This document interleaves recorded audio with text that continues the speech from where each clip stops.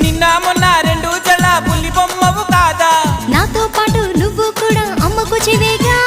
బయట వేసి వెయ్యంగానే వయ్యారం ఎందుకే భామ కొంటి చూపులు ఎక్కువాయి విసమొచ్చినందుక నడుము చిక్కెనే నడక మారెనే ఇంత లోపల ఏమి జరిగనే మొదటిసారిగా ఆడపిల్లను చూసినట్టుగా మైకం నీకు తమలపాకు నమలి సొక్కు